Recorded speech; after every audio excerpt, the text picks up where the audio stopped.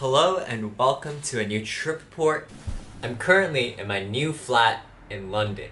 And there are a couple things I want to say about this trip report before we go ahead with all the footage that I've given you.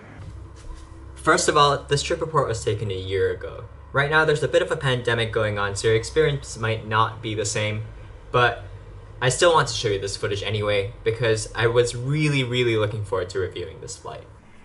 But the second thing is I'm going to be narrating the video every now and then because I really had some issues with photos and videos on the flight, and I personally don't think it was my fault. The truth is, I was lied to by the Emirates purser. This only happened during like the last hour of the flight, so I still have a lot of footage to show you. So for now, let's just get on with the review.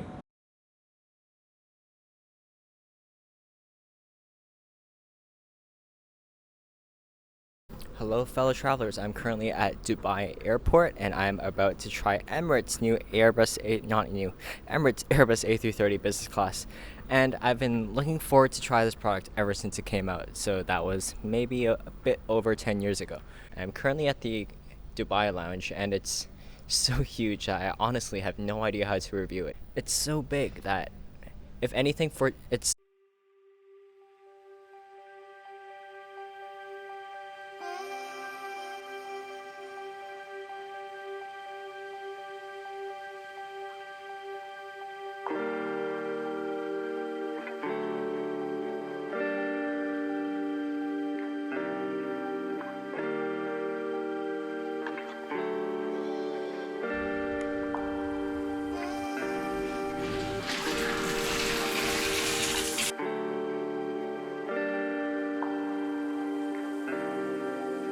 Alright, I'm just showered and I'm fresh like a tomato. I know I look like one too. So we're going to make our way onto the plane. So see you there.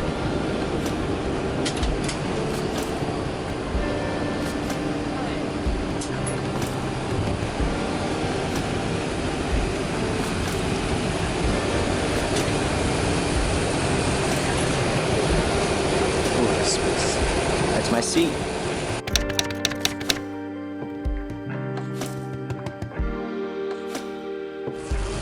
It's our first time in Emirates business class, yeah. No problem, I'll take a picture of you later. Thanks so much.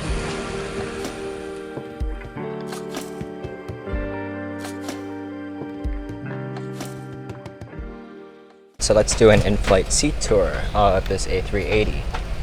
So to my left I have not sure what that is. Here is my personal mini bar where I have some water, a glass to myself, some sparkling water.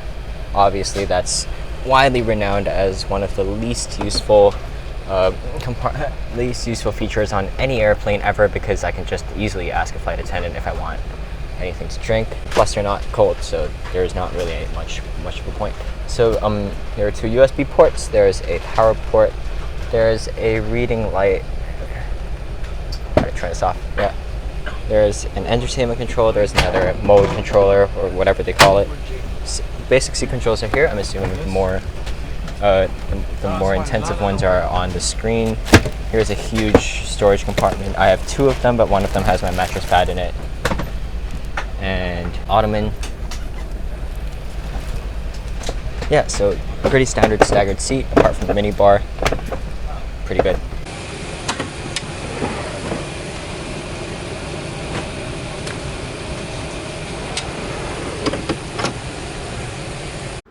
Quick note, half of the window seats in this configuration are closer to the aisle. This means that instead of the seat being near the window and the console near the aisle, it is, as you'd expect, swapped. This is what the seat looks like. When selecting your seat on Emirates' website, be careful to select a window seat because these aisle seats are much less private. If you're traveling in a couple, the center seats are a good option, as shown here. But personally, I just go for two window seats, as my dad and I did. Either way, if you're seated in a window seat, you get these huge storage bins. That's characteristic of the A380. If necessary, oxygen masks will appear from above you. Pulling the mask.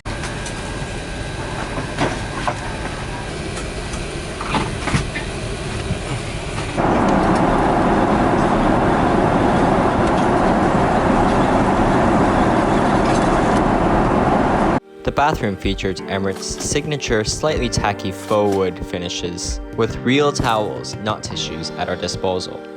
If I'm not wrong, it was also the only true window shade on the upper deck, since everything else is electronically controlled. While everything was designed to be super modern, I wasn't too impressed with the wear and tear that was already at the seat, considering this was one of the newer A380s that Emirates had. I was also given champagne, which I...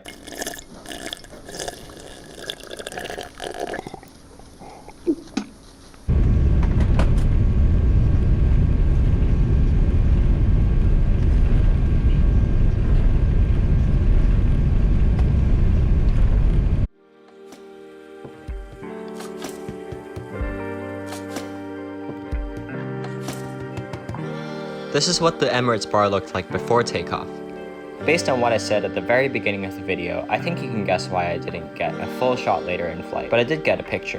And I even got my own picture taken by Emirates' signature Polaroid, which is offered on all of their planes. So I'm currently in the Emirates A380 business class lounge bar, and this is one of the coolest places that I think you can ever get on a plane, because you get to socialize and meet with others.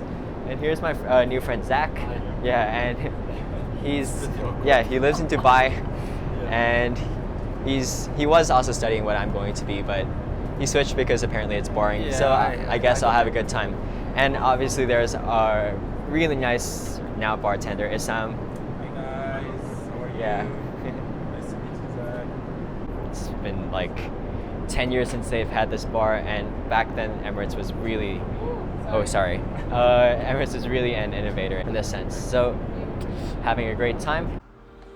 Yeah, so as you see, I was having a really, really good time. Apart from Issam, who was spectacular, Rachel and Olga No problem, I'll take a picture of you later. also worked the bar, and they were amazing as well. Olga did remind me in advance not to take pictures of other passengers and to ask crew before filming them, which I already knew, but I really appreciated the gentle reminder since I know some YouTubers are more callous with that. You'll find a more extensive review of the ICE entertainment system when I review Emirates 777. But for now, have a look at the mode controller, which was able to control my seat, as well as the flight map and many other functions. While Emirates doesn't have dine on demand, I generally find their meals to be delicious. This meal started off with a slightly salty but very flavorful roasted tomato soup. For my main course, I ordered a seafood makbou, which was very flavorful and well executed. I asked if I could be served my dessert at the bar, and Olga was really happy to. The dessert, a mango millefeuille, was very refreshing and quite delicious. Afterwards, I decided to make my bed with Emirates' excellent mattress pad and bedding, and fell asleep for a couple hours.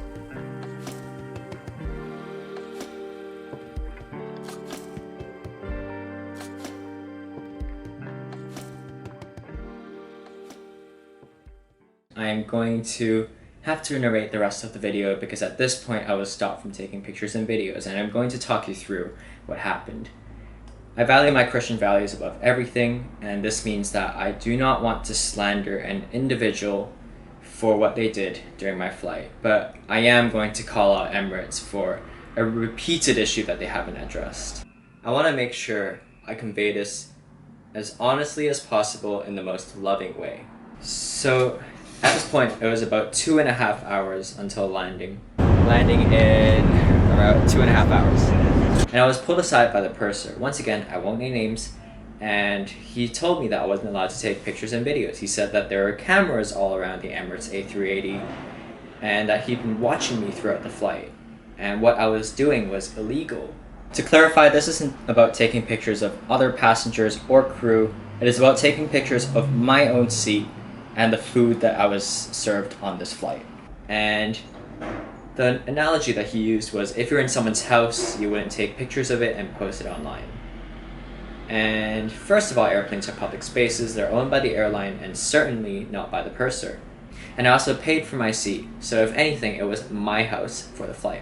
And he said that the no photos policy was clearly stated on Emirates.com, and I was actually connected to the Wi-Fi because I got myself an Emirates Skywards membership just so I could get Wi-Fi on the 2 flights on Emirates that I was taking. So I decided to ask the purser if he could pull it up. The purser tried to stop me from connecting by saying that I wouldn't have any more than 20 megabytes of free data, but obviously I had my Emirates Skywards membership, so I was able to pull up the Emirates website. I even used the search function on Emirates.com and explicitly searched photography policy, but I couldn't find anything. There was nothing for photography policy, nothing against.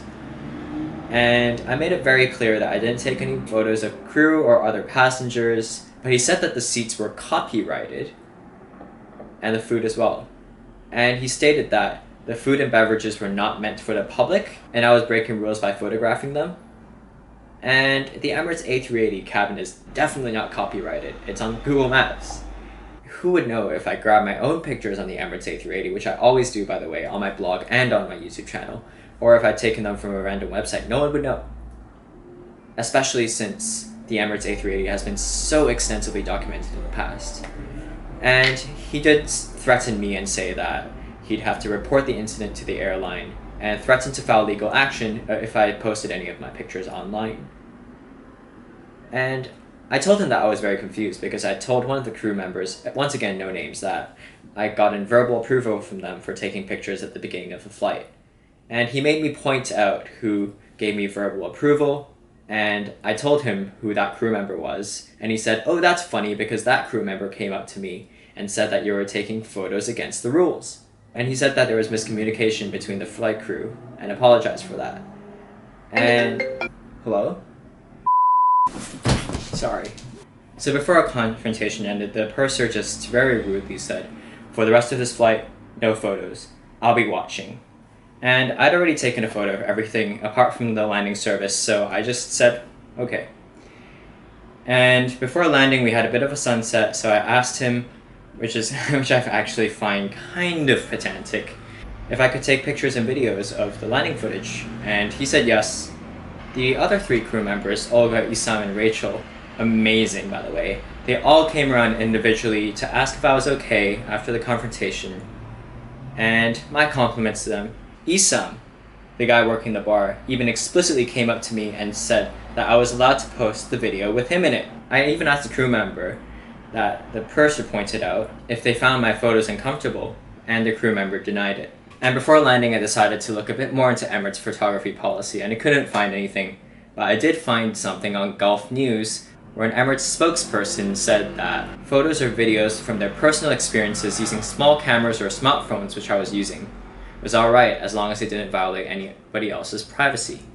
I showed that to the purser, who rejected it because he said that Gulf News wasn't Emirates.com, and he said that he'd notified his supervisor on the ground, and he said that I need to stop now. And he didn't show any evidence of that happening, so I found that kind of sketchy, unfortunately. And this confrontation meant that I wasn't able to photograph the pre-landing meal, which was a scone with clotted cream and jam, and it was actually pretty nice, but I do wish that the scone was heated. Afterwards, we made our way into London Gatwick Airport. So during editing, I found an interaction between myself and the purser, but I've modified the audio so you can't identify the purser, because I really don't want to expose him when I do think it's a bigger issue behind the company. So here we go. This is my title, my name, my rank, and all the information that you just passed. Yeah, okay, so company. Your name is going to be on there. Yeah, it's already done. Yeah, right.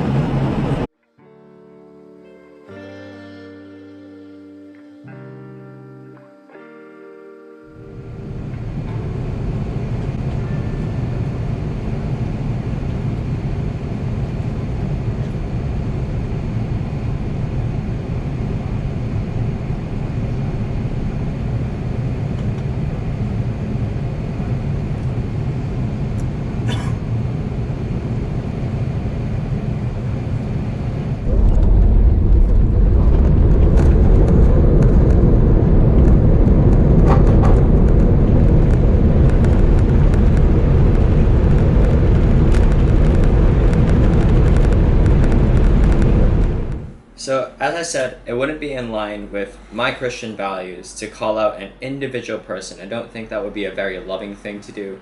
But I do think that Emirates as a company really needs to take responsibility for things that are recurringly happening. I've seen quite a few other YouTube videos where other people have said that their pursers had also done similar things to them on the flight and just told them without any grounds that they weren't allowed to take photos or videos. But this Doesn't seem to be the case because I wrote Emirates after the flight and they confirmed that this was actually allowed. So I think that there's a lot of miscommunication in between whether you're allowed to take photos or videos or not as a passenger on Emirates. And I do think that this is something that really should be addressed within internal communications at Emirates. It really does make passengers uncomfortable. I felt so uncomfortable, as you can see right here. And yeah, I just really hope from the bottom of my heart that Emirates really has to talk about it within all of their staff and crew members, and especially during these uncertain times when flying can already be so intimidating, and really talk about how they should go ahead with letting people document photos and videos on their flight.